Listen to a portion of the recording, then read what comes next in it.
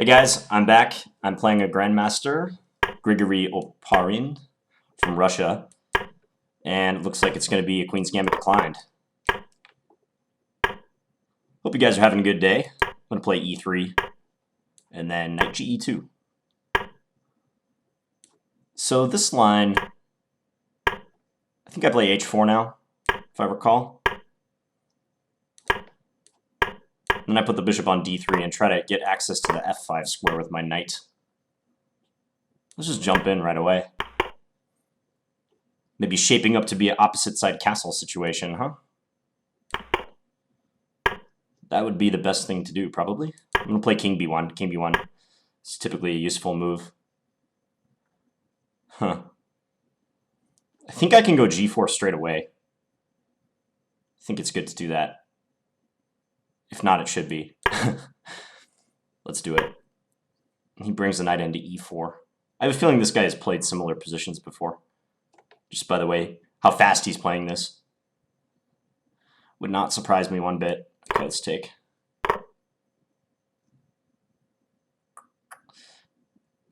Okay, let's go queen b3. I bet he plays queen b6. No, he goes knight there. Okay. Seems straightforward to try to get my pawn going to g5. You can play queen d5, it's true.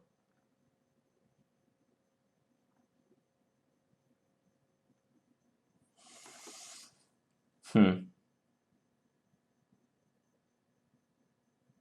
keep the queens on or not? That is the key question. Let's trade. I'd love to keep the queens on, but I want to get my initiative going on the king side. I don't want anything to delay it.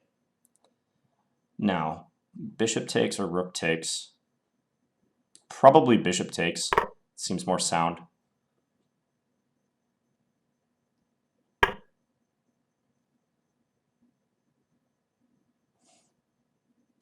I'm going to double on the g file.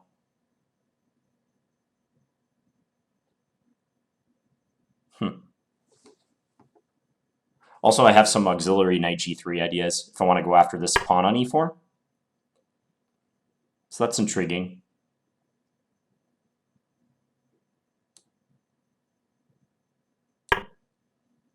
Not sure if I should have played bishop f4 or bishop h4, but I don't think it's a big enough deal to justify spending a lot of time on. What's going on here? Am I just winning his g-pawn? How's he going to defend that? Rook e7, really? I think I'd rather have his g-pawn than his rook. Oh no, but I win the e4 pawn. Okay, so let's do that. Let's just take that pawn on e4. Be kind of shocking if this was not good for me, huh? Yeah, let's just go a3 just to keep an eye on that square. I want to prepare e4. Maybe bring my king closer too. If he plays f5, I can play rook g5. Let's bring it a little closer. Little bit closer. Let's do this now. Let's go here. h6 looks pretty darn good here. Nah, keep it simple. Nice and easy. Oh no, don't go there. Okay, well now maybe I have a couple troubles defending that pawn. Let's just get out of the way. I mean, he can't go f5 yet.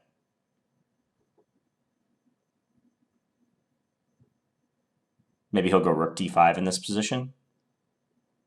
Rook d5, I go rook g6. I think that's okay.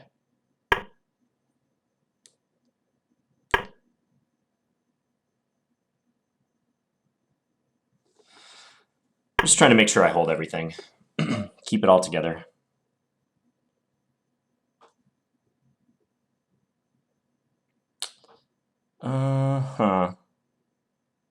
Rook h6 is probably good. Yeah. Try to check him on h7.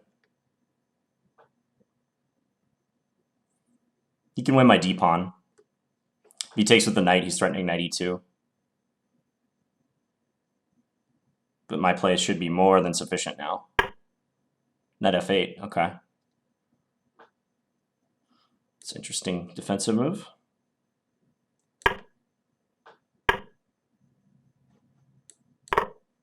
Check. Let's keep this guy in the center.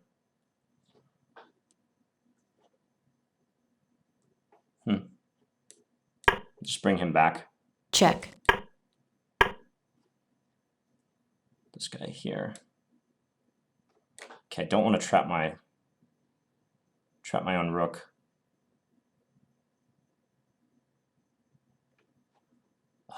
It's annoying though.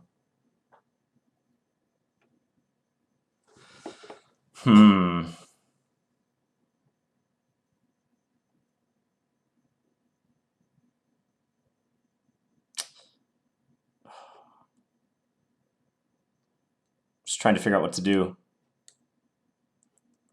Okay, I'm gonna do this.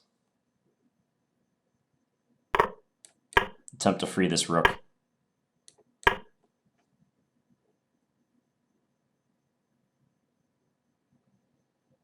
Or do something with it. This is a weird position. I just don't have a lot of time. It's bad, bad, bad.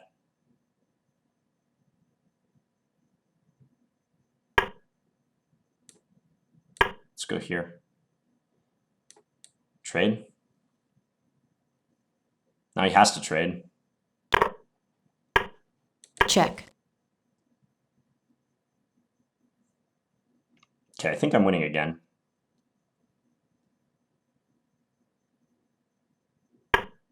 Back to winning. He'll play knight h8. Nope.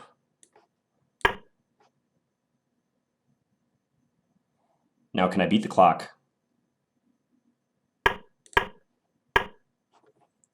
Check. Let's do this first, just to be safe. Eliminate that pesky knight, huh? Eliminates the pesky knight. Check. Yeah, okay. All right, so my kingside attack eventually paid dividends. But for a while, it didn't seem like I was going to get through. So how about we take a look? So bishop f4 is a good move, good line against this particular bishop e7 variation of the Queen's Gambit declined.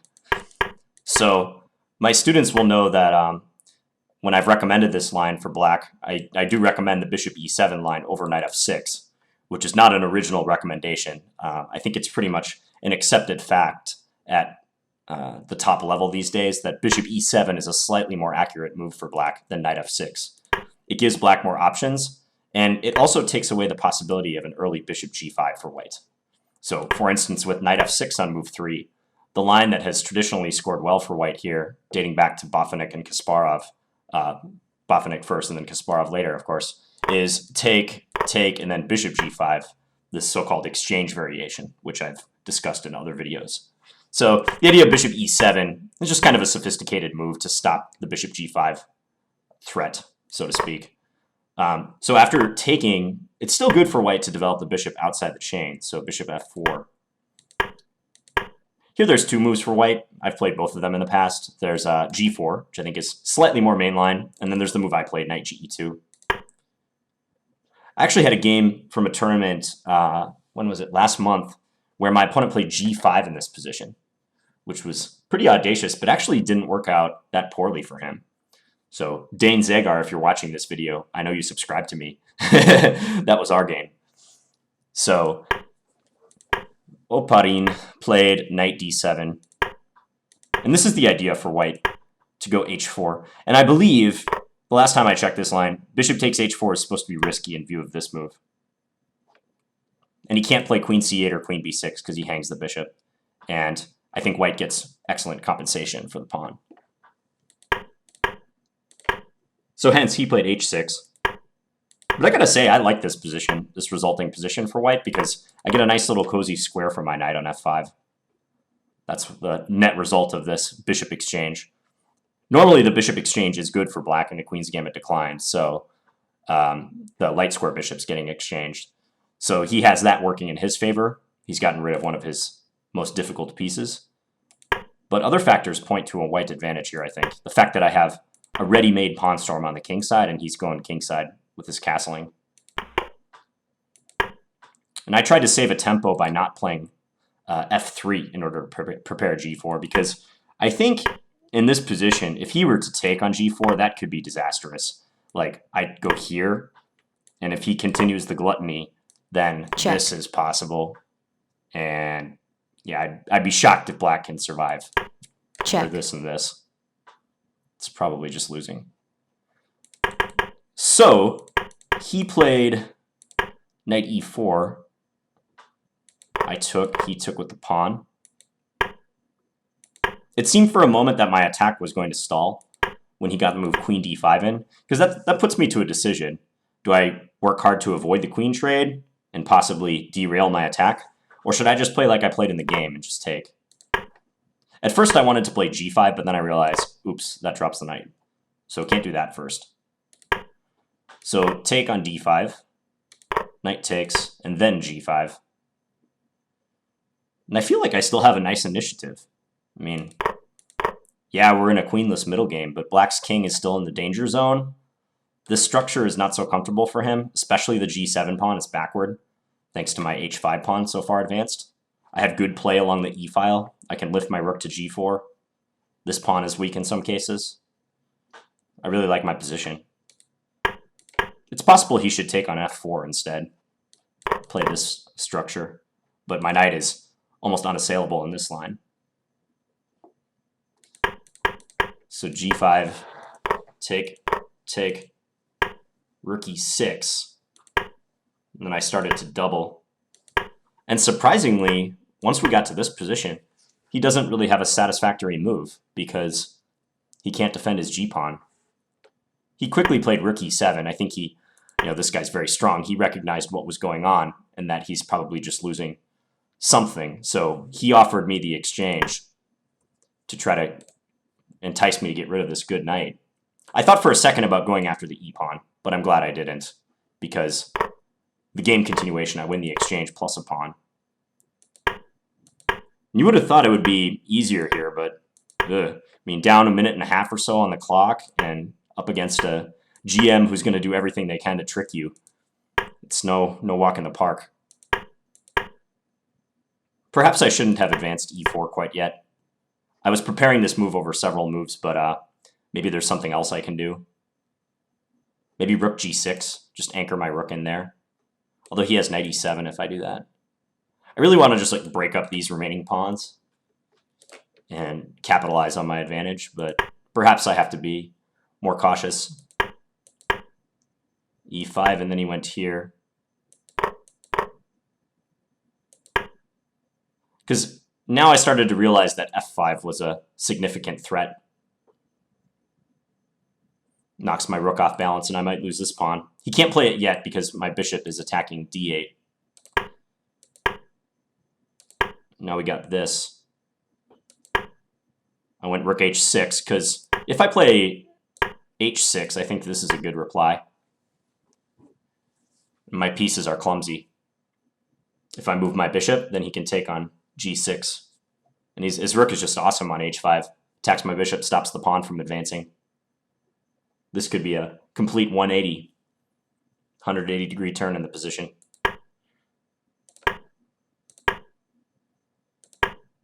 Reminds me of that Allen Iverson quote, basketball player. We're going to turn this team around 360 degrees. That joke always gets me. So knight f8. Now my rook is also running out of squares.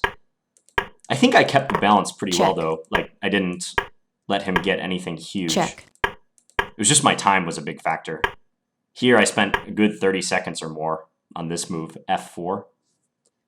Because if I play bishop g3, just the obvious move, his idea is king g7 and he traps my rook. So I was trying to assess whether after this take, I can win this endgame. And honestly, I'm not sure, because say he goes here. I mean, yeah, I'm a lot better, but I don't see a direct win, and especially with my time situation, I didn't like the look of this. Leaving him with a knight when I'm in time pressure is perhaps not a good call by me. That's why I tried to eliminate his knight at the end. So I played that f4 move. Maybe, you know, here, after I played h6, I thought bishop c5 was a much more dangerous move. That was the move I was worried about. Hitting my rook. And if I go rook g2 to stay defending the bishop, like maybe now bishop d6. Oh no, okay. Bishop d6 I can take. Never mind. And he takes my rook and I take his knight on f8. That's good for white. But I thought somehow he could try to exploit this situation. Maybe even play... Oh, I don't know. Well, I guess I do have h7 coming up next. So maybe I'm fine. Maybe move like f5, having in mind like this, and then here. No, that's bad. Check. Just check. That's got to be bad. Yeah, that wins for white. Okay, so maybe I didn't blow it, but the time situation was pretty poor for me. It was a dire time situation at this point. Story of my life. Check. Check. Sometimes I just get caught up in playing these positions like as accurately as possible, whereas my opponents are just making like good practical moves. Here, I'm not sure how I would have played it if he had just gone knight h8, because I can't advance h7 in that case. And if I move my rook away, say here, okay, maybe this is easy. Just h7 on the next move. But he has time to organize a defense, doesn't he? Like here, I guess I go bishop d4. Yeah, that should be winning. I was just thinking if he could get his bishop on the same diagonal as his knight and try to hold the fort on h8. So, yeah, it's probably just losing for him at this point, but back the rook off so I can free my g-pawn. And now he was able to get that bishop on the same diagonal. Check. But this is decisive. I could have queen, but again, I didn't want his knight to survive. When you're in time pressure, the worst piece to be up against is a knight. Even a lone knight like this, he just starts creating problems. Like, I don't know, knight c4, he can like randomly check me. They're tough. They're tricky, those square hoppers. So I played bishop d4 specifically to get rid of the knight. Yeah, and he didn't test me after this. I mean, 30 seconds is more than sufficient. I'm not that slow. I'm actually pretty good at bullet. I just, for some reason, in like 3 and 5 minute games, I get in time pressure. But bullet, I'm pretty savvy. I'm pretty fast. Okay, now we ran through this whole game without the engine, so I'm going to add the engine and just check a few things. See what it says. Where should we go first? Okay, round about this position when I'm playing g4. Likes white.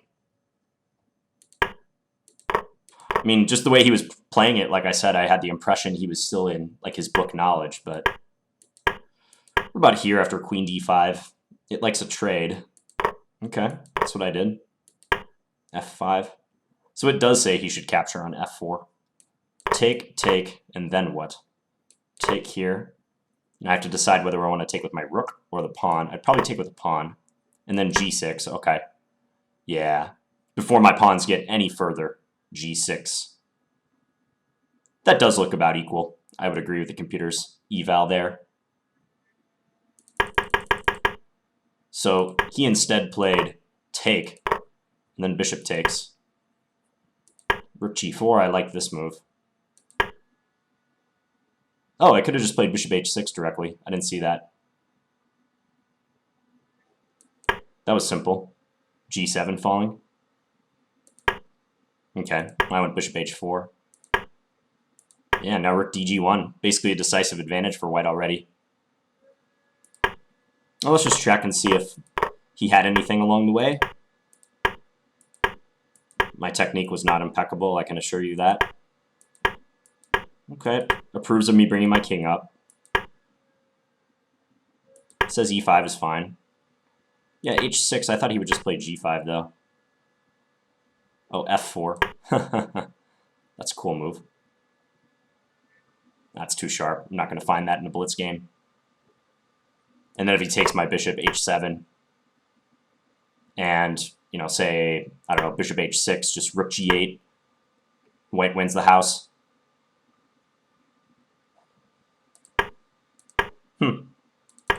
Yeah, I played a more sensible continuation, e5, take, take. Did it get dicey anywhere, or did I keep control? Check. Did I keep control? Check. Maybe a little waffling. I don't know if I had to be too worried about him winning my b pawn, per se. Rook hg8. Rook hg8. Why is that good? Rook hg8, he takes on h4. I check him somehow. What? I'm trying not to look at the engine. I'm trying to figure out why this move works. Rook hg8, take on h4.